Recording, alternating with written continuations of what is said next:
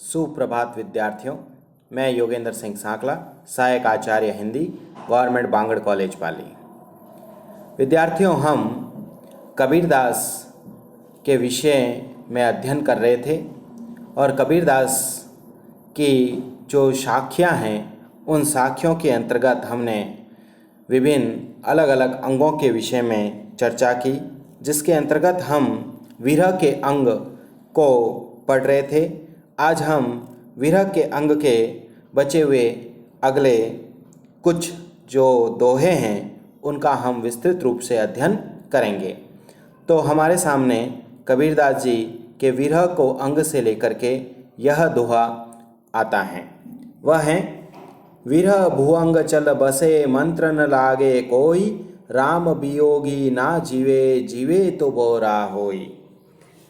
इस पद के अंतर्गत कबीरदास जी ने विरह के अंग के अंतर्गत यह दर्शाया है कि परमात्मा के वियोग में आत्मा की क्या दशा होती है और उसकी वास्तविक स्थिति अत्यंत ही दयनीय हो जाती है जब एक आत्मा परब्रह्म परमात्मा से बिछड़ जाती हैं और बिछड़ करके अलग होकर के उसकी स्थिति बड़ी ही विचित्र होने लग जाती है।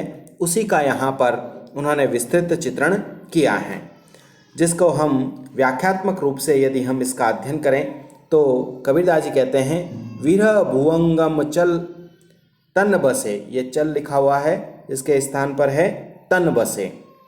इसका अभिप्राय है कि विरह रूपी भुअंगम, भुअंगम का मतलब होता है सर्प, कि विरह रूपी जो सर्प है, यहाँ पर रूपक अलंकार को दर्शाया गया है और कहा है विरह भुअंगम तन बसे, कि विरह रूपी जो सर्प है वह मेरे हृदय में निवास कर रहा है।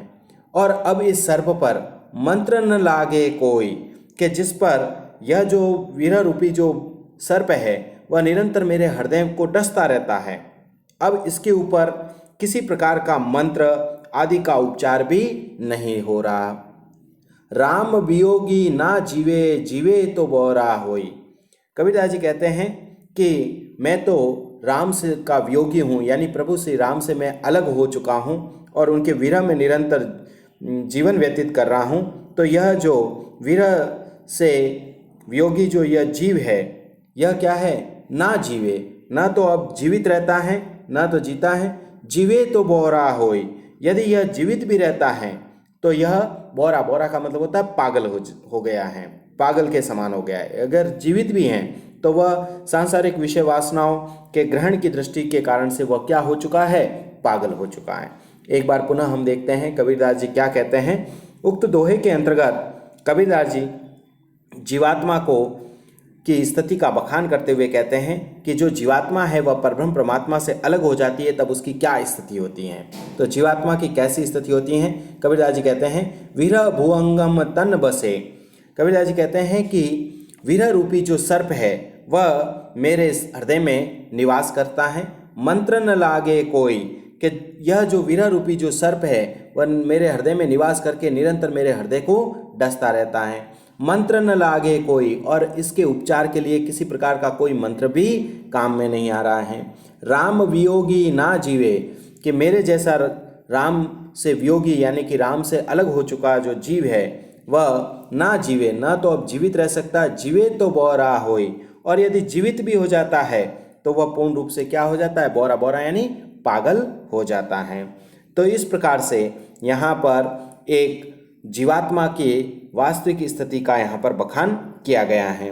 यदि हम विशेष के दृष्टिकोण से यदि बात करें तो यहाँ पर कबीरदास जी ने जो है वह सर्प को तंत्र मंत्र से वश में किया जाता है, परंतु ईश्वरीय विरह को किसी भी मंत्र से शांत नहीं किया जा सकता है। यानी कि हम देखते हैं कि सांप को तो तंत्र मंत्र द्वारा उसे वशीभूत भी किया जा सकता है, लेकिन ईश्वरीय से यदि उस परब्रह्म परमात्मा से हमारा विरह हो जाता है तो उसे किसी भी प्रकार से उससे विरह को तंत्र मंत्र से शांत नहीं किया जा सकता। इसी प्रकार से मतलब ईश्वर प्राप्ति से ही क्या है, हमें शांति की प्राप्ति हो सकती है।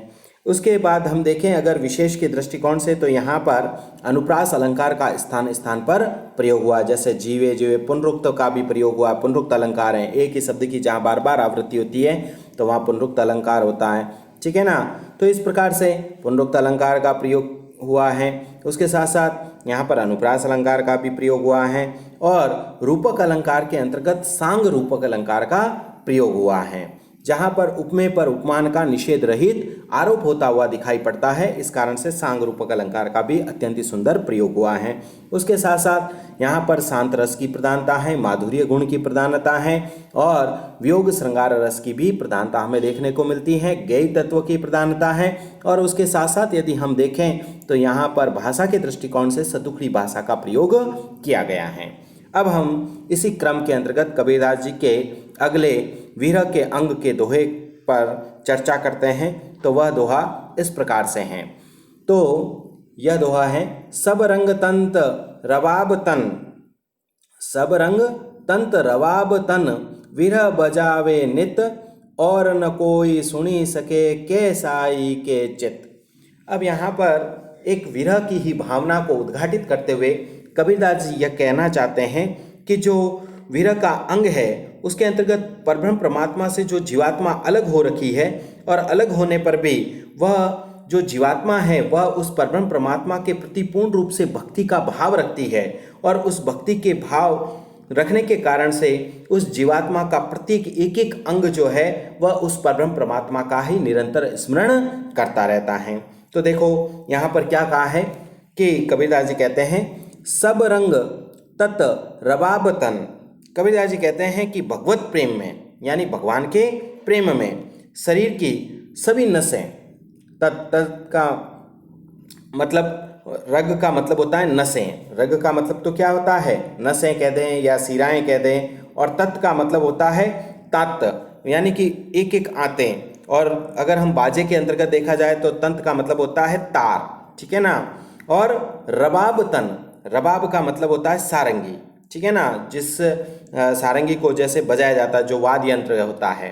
तो इस प्रकार से यहाँ पर कबीरदास जी अपने शरीर को एक विरह की आत्मा के रूप में, विरहणी के रूप में संबोधित करते हुए कह रहे हैं। कबीरदास जी कहते हैं कि भगवान के प्रेम में, भगवत प्रेम में उस भगवान के प्रति इतनी निष्ठा हो चुकी है कि सब रग तत् रबाब तन, कि भगवत प्रेम में शरीर की सभी नशें क्या है तात बन गई हैं, यानी कि पूर्ण रूप से उस तार के रूप में बन गई है। और रबाबतन, और जो शरीर है वह सारंगी के समान बजने लग गया है, ठीक है ना, नित्य बजता।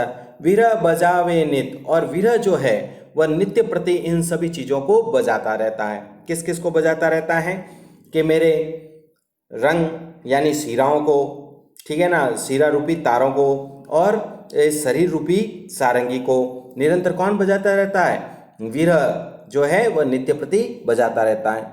और न कोई सुनी सके, कि मेरी इस प्रकार की जो विरह की जो ध्वनि है जो निरंतर बजती रहती है, इस ध्वनि को कोई अन्य व्यक्ति नहीं सुन सकता। और न कोई सुनी सके यानी दूसरा कोई भी नहीं सुन सकता। साई के चित्त, कि केवल और केवल ईश्वर ही मेरी इस ध्वनि को सुन सकता है, या जो प्रेम की भक्ति करने वाला है, उस भगवान की भक्ति करने वाला जो चित्त है वही केवल इस ध्वनि को सुन सकता है, इसके अलावा और कोई भी नहीं सुन सकता है। पुनः एक बार देख लीजिए, सब रंग तत् रबाब तन, विरह बजावे नित। कबीरदास जी कहते हैं कि भगवत प्रेम में शरीर की सभी नशें क्या बन गई हैं, तातें बन गई हैं, ठीक है ना, यानी तार बन गई है। रबाबतन, और जो शरीर है वह सारंगी बन गया है।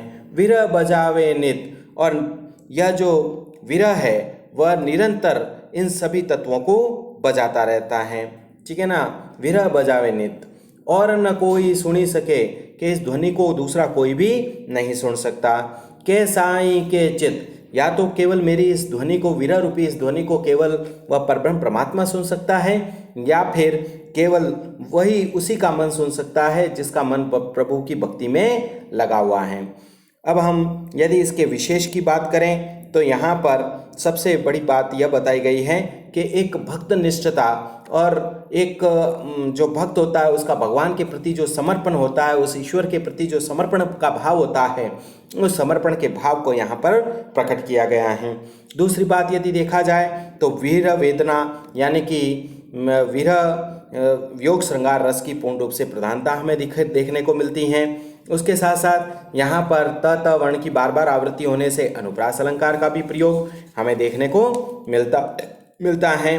उसके साथ साथ यदि हम देखें तो यहाँ पर मानवीकरण अलंकार का भी प्रयोग किया गया है, यानी कि जैसे प्रकृति को जैसे कोई मनुष्य की तरह कार्य करते हुए बताया जा रहा है। उसके साथ साथ सांग रूपक अलंकार का भी प्रयोग हमें देखने को मिलता है। उसके साथ साथ यहाँ पर जो है माधुर्य गुण की भी पूर्ण रूप से प्रधानता हमें दिखाई देती हैं और सदुकड़ी भाषा का भी प्रयोग हमें दिखाई देता है और दोहा छंद हैं। तो इस प्रकार से आज हमने कबीरदास के इन दो दोहों पर विस्तृत रूप से चर्चा की। विद्यार्थियों, हम अगले वीडियो के अंतर्गत कबीरदास जी के अगले जो विरह के अंग हैं उनके बचे हुए दोहों पर हम विस्तृत रूप से चर्चा करेंगे। तो आज हम अपने अध्याय को यहीं तक रखते हैं। मुझे लगता है कि आपको यह वीडियो अच्छे से समझ में आया होगा और आप इससे पूर्ण रूप से कबीरदास के दोहों को ध्यानपूर्वक सुन करके और समझ रहे होंगे। धन्यवाद विद्यार्थियों।